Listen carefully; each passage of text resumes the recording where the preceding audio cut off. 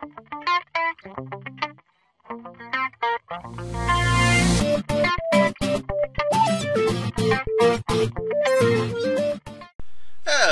everyone, this is Day Trader Matt with thebusinesswithtrading.com doing a market recap for Monday the 12th of March. And today was another fun day in the markets. The markets actually gapped down a little bit. Ran down, ran a little bit higher, and then just, chopped downward, and then kind of, circled around a little bit, and then came back up to end our day. Today we had 2 trades, 2 of them successful. Our maximum profit potential, we were working in 2 points or 8 ticks, and the actual trades, entries, and exits called inside the room, 2 1/4 points or 9 ticks. Basically what we did is we watched the market all day long, just chop, chop, chop, choppity, chop, chop. And then we finally grabbed a trade over here, rode it up a little bit, taking some profit, and actually exiting our trade, and then watched the markets move around. And then when it moved down here, that's when we got long over here, and then we rode up taking some profit. And then when it came down, I was watching to see what it was going to do. It came up, gave us our partial. When it came back down, that's when I got out, and I stayed a few minutes over just to see. The market was the most interesting going into lunchtime. It's very odd. It should not be like that, but it really was. It was the most interesting going into lunchtime. That's why I kept the room open for a few extra minutes just to see what was going to happen. And we ended the day with 2 1/4 points. Not too bad. $50 a point. Let's round down to 2 points. You're looking at $100 for 2.5 hours worth of watching your screen. So not too bad there. Anyway, I'd like to encourage everyone to stop by and check out our website at www.abusinesswithtrading.com.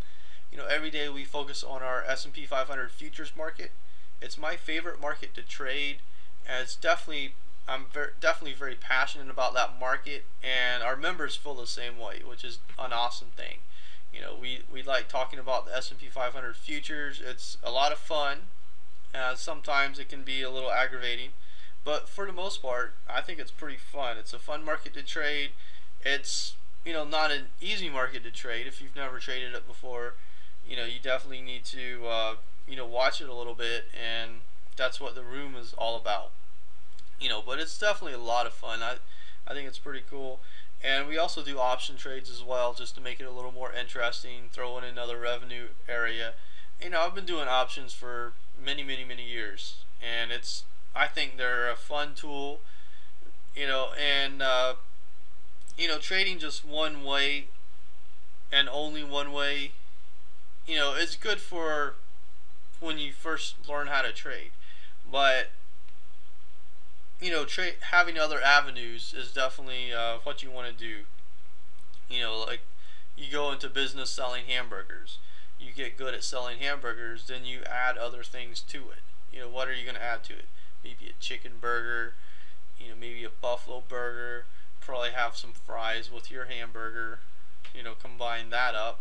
And then you just add other stuff, and then you have what McDonald's is today, or something like that. But that's the way I look at it. So that's why we have our option trades. Gives us another revenue source, as well as another way to make money, another way to have fun, another way to watch the markets. But I have my charts on the screen all the time, talking about the markets, talking about what I'm looking for, what I'm looking at.